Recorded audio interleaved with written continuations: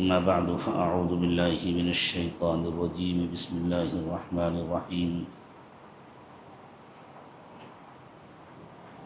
هو الذي بعث في الأميين رسولا منهم يتلو عليهم آياته ويزكيهم ويعلمهم الكتاب والحكمة وإن كانوا من قبل لفي ضلال مبين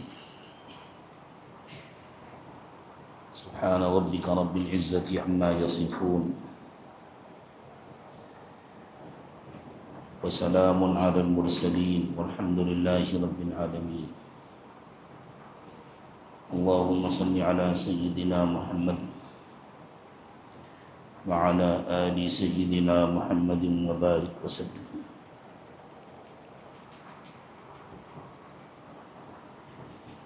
بہت دیر سے آپ حضرات انتظار کر رہے ہیں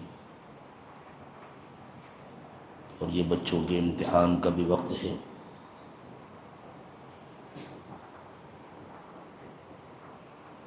کچھ تفصیلی گفتگو کی ضرورت بھی نہیں ہے، موقع بھی نہیں.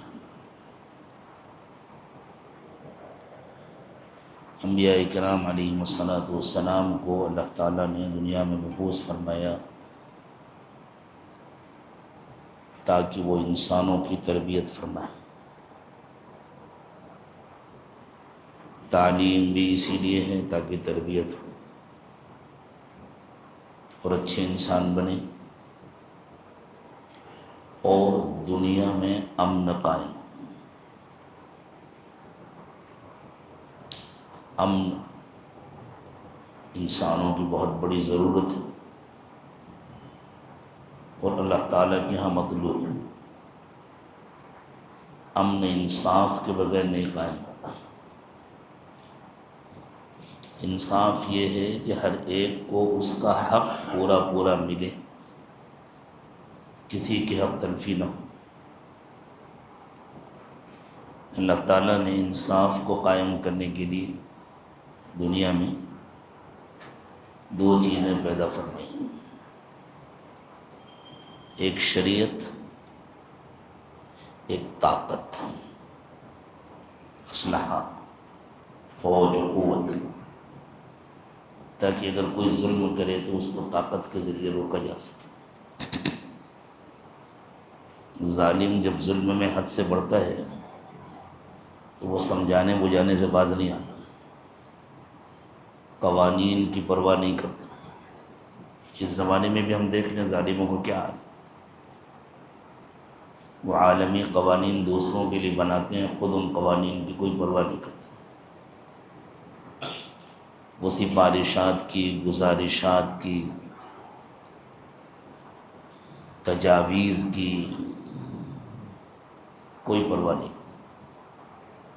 آپ کتنی بھی کانفرنس سے کرتے رہیے، کتنے بھی جلسے کرتے رہیے، کتنی بھی تجویزیں منظور کرتے رہیے، ان کے خلاف انہیں کوئی پرواہ نہیں ہوتی. حتیٰ کہ وہ پابندیوں کی بھی پرواہ نہیں کرتے. سمجھتے ہیں دنیا پابندی لگا کے کیا کر لی. ایسے ظالم صرف طاقت کی زبان سمجھتے ہیں. اور اس وقت ہم دنیا میں دیکھ رہے ہیں دنیا کی نہایت کمزور قومیں بھی جب طاقت سے جواب دے رہی ہیں تو ان کے ہوش ٹھکانے آ رہے ہیں. اس کے بغیر دنیا میں انصاف برپا نہیں ہو سکتا، امن قائم نہیں ہو سکتا.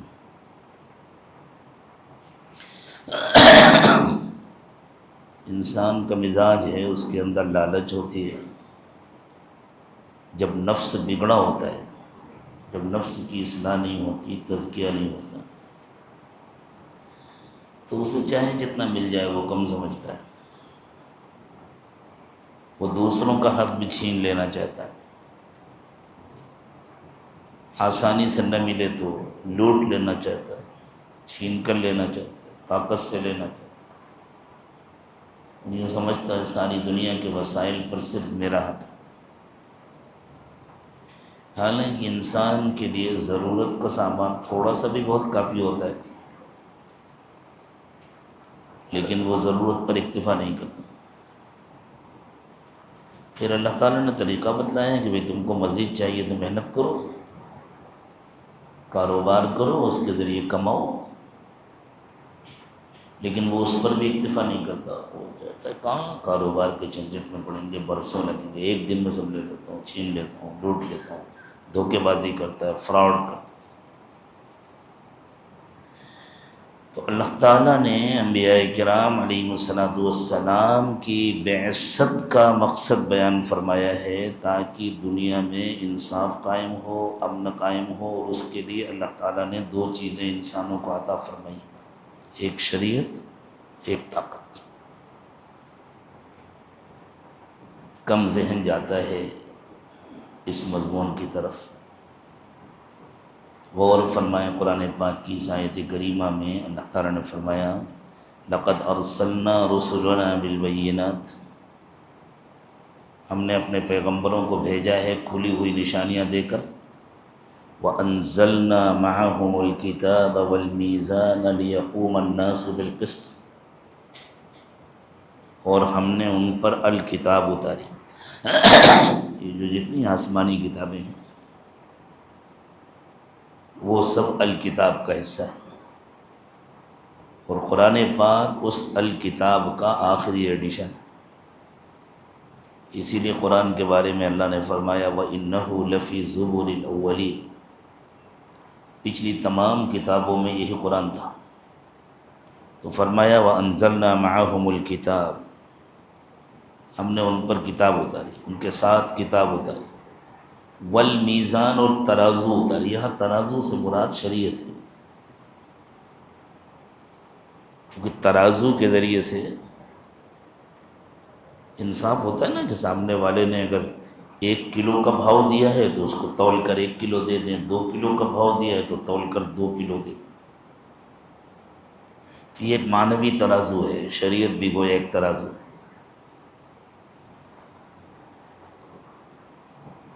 سورہ رحمان میں اللہ تعالیٰ نے جب ترازو کا تذکرہ کیا اور فرمایا اللہ تطغوا فی المیزان واقیموا الوزن بالقسط ولا تخسروا المیزان، وہاں بھی اللہ تعالیٰ کے قوانین اور احکام ہی مراد ہیں، یہ باٹ والی اور پلوں والی ترازو مراد نہیں ہے، یہ تو ایک نشانی ہے، علامتی چیز۔ اب یہ شریعت تو شریف لوگوں کے لیے ہے،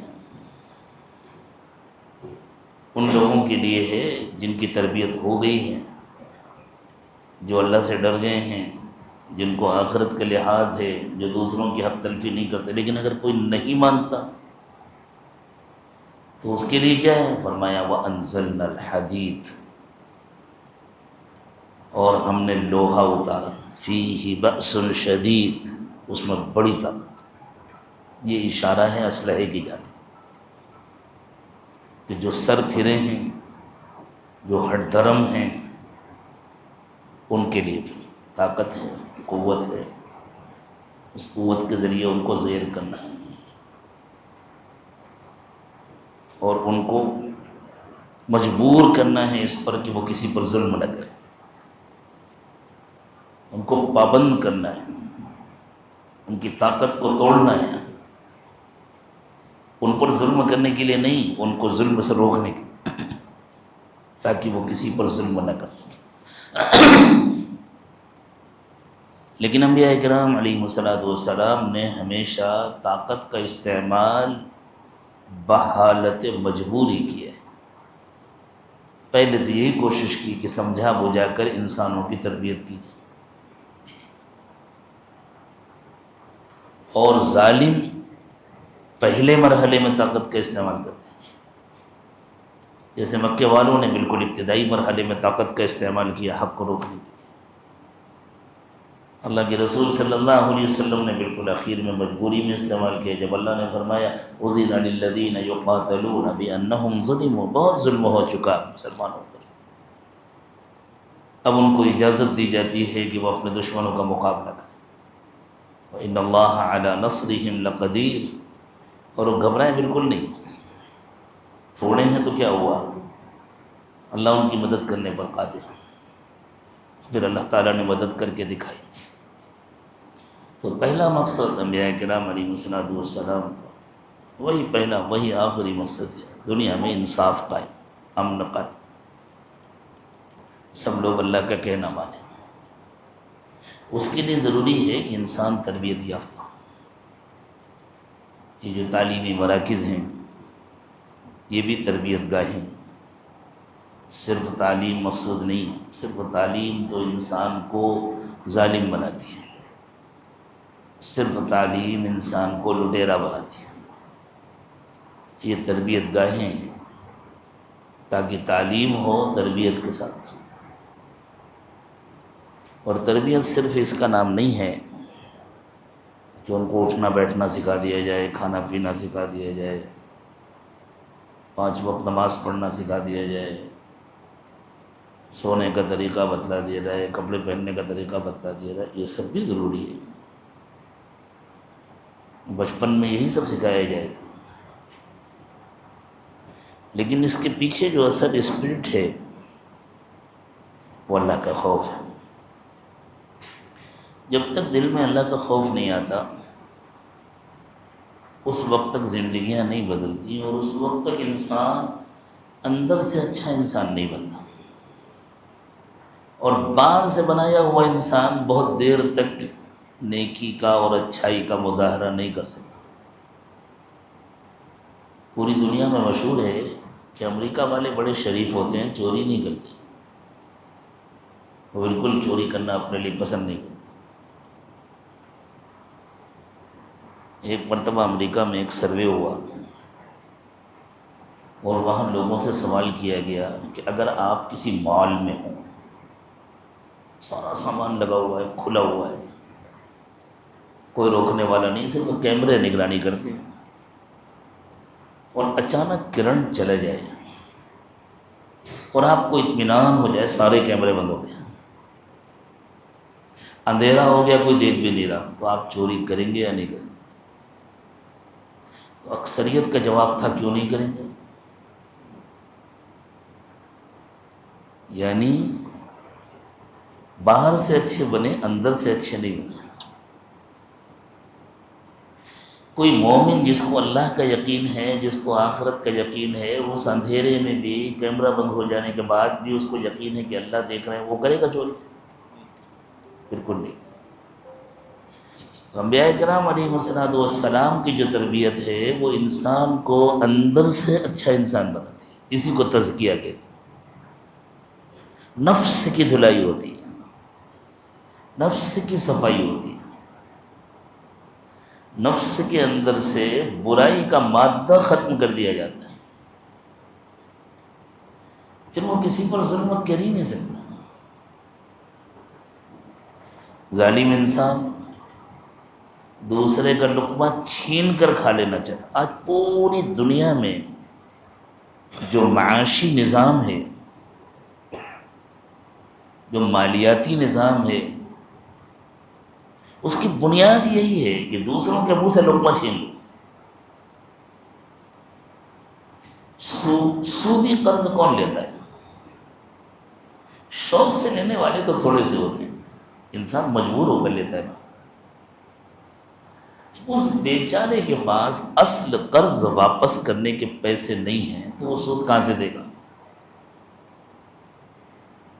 اب جو بڑے دولت مند لوگ ہیں وہ قرض دیتے ہیں اور بعد میں اس کے گھر پر قبضہ کر لیتے ہیں، اس کی کوئی چھوٹی سی زمین ہے تو اس پر قبضہ کر لیتے ہیں۔ لوگ تو جب وہ عام طور سے وہ مالداروں کا اور جو دولت مند لوگ ہوتے ہیں ان کا قرض دینے کا رواج تھا، جس پر گورنمنٹ نے پابندی لگائی، لیکن وہ کہاں پابندی چلتی ہے، اندر اندر سب کچھ ہوتا ہے۔ تو لوگوں کو زندگی بھر کے لیے غلام بنا لیا کرتے تھے، یہ دوسرے کے منہ سے لقمہ چھین کر کھانے والی بات ہے۔ حالانکہ ان کے پاس بے حساب دولت ہوتی ہے، بینک والے بھی یہی کرتے ہیں، آ کر چھین لیتے ہیں، قبضہ کر لیتے ہیں، گھر پر قبضہ کر لیتے ہیں۔ تو جب اندر سے انسان اچھا نہیں بنتا، اوپر سے چاہے جتنا سوٹ بوٹ کے ساتھ ہو، اچھا لگ رہا ہو، پڑھا لکھا ہو، لیکن اس کا مزاج ہوتا ہے دوسرے کا لقمہ چھین کر کھاؤ۔ پوری دنیا میں یہی مزاج بنا ہے۔ اور انبیاء کرام علیہ السلام نے کیا مزاج بنایا اندر سے انسان کا؟ اپنا لقمہ دوسرے کو کھلاؤ۔ یؤثرون علی انفسہم ولو کان بہم خصاصہ، خود تکلیف برداشت کرو، دوسرے کوئی تکلیف میں ہے اس کو قرض مت دو، وہ بیچارہ قرض کہاں سے ادا کرے گا، سود کہاں سے ادا کرے گا، خاموشی سے جا کر اس کو صدقہ دو، اس کو زکوٰۃ دو، اس کو ہدیہ دو، اس کی خدمت کرو، اس کا تعاون کرو، اس کو اس کے پیر پر کھڑا کرنے کی کوشش کرو۔ یہ دو بالکل الگ الگ مزاج ہیں۔ نبوی تربیت کے ذریعے یہ مزاج بنتا، اور یہ دکھاوا نہیں ہوتا، پھر اندر سے انسان کا یہی مزاج بن جاتا ہے، سوچ بدل جاتی ہے۔ دیکھیں الگ الگ سوچ کے الگ الگ نتیجے نکلتے ہیں۔ ایک مثال سے سمجھ، ایک آدمی سفر کر رہا تھا، کسی بڑی بستی سے اس کا گزر ہوا جو قریب کے شہر سے کچھ 20-25 کلومیٹر دور تھی، اور اچھی خاصی آبادی تھی، بڑی عام لوگوں کی، کسانوں کی۔ اس کی چپل توڑ گئی، تو اس نے سوچا کوئی بات نہیں، دوسری چپل لے لوں گا، اللہ نے مجھے پیسے دیے۔ اب تلاش کرنا شروع کیا تو معلوم ہوا اس گاؤں میں چپل کی دکان ہی نہیں ہے۔ بہت برا بھلا کہا اس نے گاؤں والوں، کتنے ناسمجھ لوگ ہیں، کتنے بیوقوف لوگ ہیں، اتنا بڑا گاؤں، کتنی آبادی ہے، معلوم ہوا 20-25 ہزار کی آبادی، اتنی بڑی آبادی، اور ایک چپل کی دکان پہ نہیں کھولا، کیسے بیوقوف لوگ ہیں۔ اور ایک ایک گالیاں دیتے ہوئے چلے گئے، کہیں اور جا کر اس نے چپل خریدی۔ کچھ دنوں کے بعد ایک دوسرے تاجر کا گزر ہوا وہاں سے، اتفاق سے اس کی بھی چپل توڑ گئی، تو اس نے سوچا چپل خرید لوں، معلوم ہوا یہاں کوئی چپل کی دکان نہیں۔ کیا اتنی بڑی آبادی اور چپل کی دکان نہیں ہے؟ وہ چپل جوتی کی ضرورت پڑتی تو کہاں جاتے ہیں؟ کہا وہ 25 کلومیٹر دور شہر ہے، وہاں جاتے ہیں، وہاں سے دیکھیں صرف چپل یا جوتا خریدنے کے لیے اتنی دور جاتے ہیں۔ بہترین چانس ہے، اگر میں ایک دکان ڈال دوں یہاں چپل کی تو بہت زبردست چلے۔ اس نے اپنے بیٹے کو فون کیا، بیٹا میں یہاں کوئی دکان کا انتظام کر رہا ہوں، تم گاڑی میں مال بھر کر کے لاؤ اور یہاں ایک دکان ڈالو، چلو یہاں تم بیٹھے۔ تو دیکھیں ایک ہی جیسا واقعہ دو الگ الگ انسانوں کے ساتھ پیش آیا۔ ایک کا مزاج تھا شکایت کرنے کا، وہ شکایت کر کے چلا گیا۔ ایک کا مزاج تھا مواقع کو تلاش کرنے کا، سمجھنے کا، اس نے دکان کھول لی اور وہاں کا وہ بڑا کاروباری بن گیا، چونکہ کوئی دوسرا کمپٹیشن کرنے والا تھا نہیں، اکیلا تھا، اس نے بڑا شو روم کھول لیا۔ جب تو تزکیہ جو ہے نا، وہ اندر سے انسان کے مزاج کو بدل دیتا۔ ایک سود خور آدمی وہ غریبوں کو دیکھ کر کے خوش ہوتا ہے، کسی دن تو آئیں گے میرے پاس قرضہ لینے کے لیے، پھر میں ان کے گھروں پر قبضہ کروں گا۔ یہ جو چھوٹے چھوٹے سے ان کے مکان ہیں نا، اگر 10 مکان مجھے مل گئے تو میں یہاں ان کو توڑ کر کے ایک بلڈنگ بناؤں گا اور اتنا کماؤں گا۔ آگے کے خواب دیکھنا شروع کرتا ہے، لمبے پلان بنانا شروع کرتا ہے، ان غریبوں کو چوس کر کے، چاہے وہ مر جائے۔ بڑے بڑے شہروں کے کتنے واقعات آتے رہتے ہیں کہ صاحب وہ جھوپڑیوں میں آگ لگ گئی، بعد میں معلوم ہوا کہ وہ سازش تھی اور سرکاری افسران بھی ملے ہوئے تھے اور کسی بلڈر نے آگ لگوائی تھی ان کو اجاڑنے کے لیے، ان کی زمین پر قبضہ کرنے کے لیے، سب کچھ ہوتا۔ اور ایک اللہ سے محبت کرنے والا بندہ، اس کو بھی اللہ نے پیسے دیے، مال دیے، وہ کسی علاقے میں پہنچا اور اس نے دیکھا یہاں تو بہت غریب لوگ، میں ان کی خدمت کر کے اپنے اللہ کو راضی کر سکتا ہوں، میں ان کی خدمت کر کے اپنی آخرت بنا سکتا ہوں۔ مجھے تو اللہ نے بہت دیا ہے نا، میں تو موقع کی تلاش میں تھا، کہاں انویسٹ کروں اور میری جنت بنے۔ ٹھیک ہے، ان بیچاروں کے جھوپڑے ہیں، ہر موسم میں یہ پریشان ہوتے ہیں، برسات میں پانی آتا ہے، گرمی میں دھوپ آتی ہے، سردی میں ہوا آتی ہے۔ ایک انجینئر کو فون کر کے بلاتا ہے، ذرا مجھے بجٹ بتلاؤ، یہ میں ذرا پکے مکان بنا کر کے دوں گا ان لوگوں کو، کتنا خرچ ہوگا؟ اتنا خرچ ہوگا، اتنے تھوڑے سے خرچ پر میری جنت بن جائے گی، مجھ سے اللہ راضی ہو جائے گی۔ تو دیکھیں وہ سود خور بھی خوش ہو رہا ہے کہ میں ان کی جگہ پر قبضہ کر لوں گا، اور یہ اللہ سے ڈرنے والا بھی خوش ہو رہا ہے، یوں نہیں سمجھ رہا کیا مصیبت ہے یار، میرا پیسہ ختم ہو جائے گا، میری دولت چلی جائے گی، ہاں آگے مجھے سمجھانے کے لیے جمیعت علماء والے، یہ مولانا سمیع اللہ اور فلاں نہیں، وہ بھی خوش ہو رہا ہے۔ کیوں خوش ہو رہا ہے؟ میری جنت بنے گی، کوئی مجھ سے کہے یا نہ کہے میری آخرت بنے گی، مجھ سے اللہ راضی ہو جائے گی۔ کیوں خوش ہو رہا ہے؟ اس کا الگ مزاج ہے، اس کا الگ مزاج ہے۔ تو تزکیے سے انسان کا مزاج بدلتا ہے۔ تزکیے کا محتاج تو ہر انسان ہے، لیکن یہ جو چھوٹے چھوٹے بچے ہیں یہ تو ہمارے پاس امانت ہے نا۔ اللہ تعالیٰ ان سب کو نیک بنائے، صالح بنائے، متقی بنائے، یہ ہے تربیت کی اہمیت۔ یہ ہمارے مدارس تربیت گاہیں ہیں، چھوٹے بھی تربیت کے محتاج ہیں، بڑے بھی تربیت کے محتاج ہیں۔ پھر جتنی اللہ کی یاد ہوتی ہے، جتنی اللہ کی معرفت ہوتی ہے، اتنی اللہ کی محبت بڑھتی ہے اور اتنا اللہ کا خوف بڑھتا ہے۔ محبت بھی معرفت کے نتیجے میں پیدا ہوتی ہے، خوف بھی معرفت کے نتیجے میں پیدا ہوتی ہے۔ مثلا کالے برقعے میں کوئی خاتون جا رہی ہے، پتہ نہیں ہے 18 سال کی ہے کہ 80 سال کی ہے، کوئی بات نہیں، لیکن ذرا چہرہ کھل گیا، نظر پڑ گئی تو دل کی حالت بدل جاتی ہے۔ کیوں بدلی؟ معرفت کے نتیجے میں دیکھا، پہچانا تو حالت بدلی۔ ایک واقعہ لکھا ہے بزرگوں نے سمجھانے کے لیے۔ ایک آدمی جنگل میں اکیلا سفر کر رہا تھا، رات کا آخری پہر تھا، اسے بڑی نیند آ رہی تھی، اس کا دل چاہ رہا تھا تھوڑی دیر آرام کر لوں پھر سفر کروں، لیکن ہمت نہیں ہو رہی تھی، جنگل میں کہاں آرام کروں۔ ایک درخت کے نیچے اسے محسوس ہوا کہ کوئی جانور سو رہا ہے، چہرہ دوسری طرف تھا، یہ پیچھے کی طرف تھا، یہ سمجھا کوئی بیل ہوگا، بھینس ہوگی، کوئی ہوگا، اندھیرا تھا تو ٹھیک ہے یہیں میں بھی سو جاتا، وہ بھی سو گیا، وہ شیر تھا، یہ بھی سو گیا آرام سے، تو پہچانا نہیں تھا تو آرام سے سو گیا۔ کچھ دیر کے بعد صبح ہونے لگی، کچھ لوگ وہاں سے گزرے تو انہوں نے دیکھا ارے یہ شیر سو رہا ہے اور اس کے بازو میں انسان سو رہا ہے، ابھی شیر کی آنکھ کھلے گی تو یہ تو اس کے ٹکڑے ٹکڑے کر دے گا، تو بہرحال کوئی بھی ہے، انسان تو ہے، تو اس کو ذرا کنکری ماری تھوڑی دور سے، درخت کے آڑ سے، اس کی آنکھ کھلی، دیکھا نہیں ہے شیر کے بازو میں سو، جو اس نے دیکھا شیر ہے تو ڈر کی وجہ سے اس کا کلیجہ پھٹ گیا اور مر گیا۔ یہ ڈر کب پیدا ہوا؟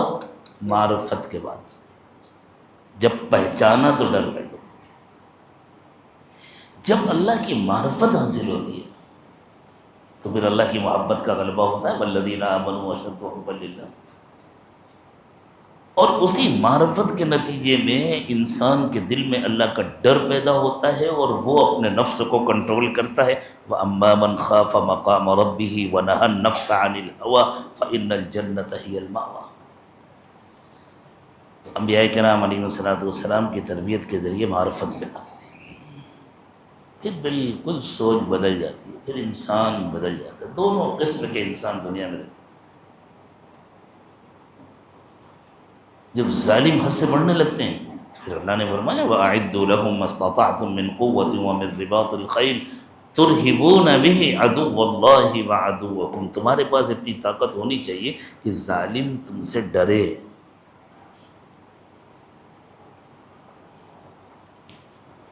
ہم یہاں اس ملک میں اس پوزیشن میں نہیں ہیں، لیکن بہرحال کم از کم اپنی حفاظت کی حد تک جو مارشل آرٹ وغیرہ ہیں وہ بھی ہمیں بچوں کو سکھانا چاہیے، کہیں ضرورت پڑ جائے تو اپنی حفاظت کر سکیں، اور ضرورت پڑے تو اپنے ملک کی بھی حفاظت کریں، اپنے علاقے کی بھی حفاظت کریں، اپنی سرحدوں کی بھی حفاظت کریں۔ ملک ہمارا ہے، ہم یہاں کے باشندے ہیں، اور جان بڑی قیمتی ہے۔ من قتل دون نفسہ فہو شہید، اللہ کے رسول صلی اللہ علیہ وسلم نے فرمایا جو اپنی جان کی حفاظت میں مر جائے وہ شہید ہوتا ہے۔ ومن قتل دون مالہ فہو شہید، جو کسی ظالم سے اپنے مال کی حفاظت کرتے ہوئے مارا جائے وہ بھی شہید ہوتا ہے۔ ومن قتل دون عرضہ فہو شہید، جو کسی ظالم سے اپنی عزت کی حفاظت کرتا ہوا مارا جائے وہ بھی شہید ہوتا ہے۔ لیکن جو حکومتیں ہیں ان کی ذمہ داری ہوتی ہے کہ وہ اپنے پاس اتنی طاقت رکھیں کہ دوسرے ان سے ڈریں، ان کی طرف بری نظر اٹھا کر نہ دیکھیں اور وہ ظالموں کو ظلم سے روک سکیں۔ بر جس کو جتنے میدان میں اللہ نے کام کرنے کا موقع دیا اس کی ذمہ داری ہے کہ وہ اپنا کام کرے۔ یہ بچے مدرسے والوں کے پاس امانت ہیں، ان کی تربیت ان کی ذمہ داری ہے۔ اور کسی کو ڈرائیونگ وہ سکھا سکتا ہے جس کو خود ڈرائیونگ نہ آتی ہو؟ آج تک ایسا ہوا ہے جس کو خود ڈرائیونگ نہ آتی ہو وہ کسی کو ڈرائیونگ سکھائے؟ تو کسی کی تربیت ایسا شخص کر سکتا ہے جس کی خود تربیت نہ ہوئی ہو؟ کسی کا تزکیہ ایسا شخص کر سکتا ہے جس کا اپنا تزکیہ نہ ہو؟ اللہ کرے ہم سب کا بھی تزکیہ ہو جائے، بڑوں کا بھی ہو جائے، چھوٹوں کا بھی ہو جائے۔ وآخر دعوانا ان الحمد للہ رب العالمین۔ دعا فرمانے سبحان ربی العلی الاعلی الوہاب اللہم صلی علی سیدنا محمد وعلی آل سیدنا محمد وبارک وسلم۔ ربنا ظلمنا انفسنا وان لم تغفر لنا وترحمنا لنکونن من الخاسرین۔ رب اغفر وارحم وانت خیر الراحمین۔ رب اغفر وارحم وتجاوز عما تعلم انك انت الاعز الاکرم۔ ربنا اغفر لنا ذنوبنا واسرافنا في امرنا وثبت اقدامنا وانصرنا على القوم الكافرين۔ اللهم آت نفوسنا تقواها وزكها انت خير من زكاها انت وليها ومولاها۔ اللهم إنا نسألك الهدى والتقى والعفاف والغنى۔ اللهم علمنا ما ينفعنا وانفعنا بما علمتنا۔ ربنا تقبل منا إنك أنت السميع العليم وتب علينا إنك أنت التواب الرحيم۔ سبحان ربك رب العزة عما يصفون وسلام على المرسلين والحمد لله رب العالمين۔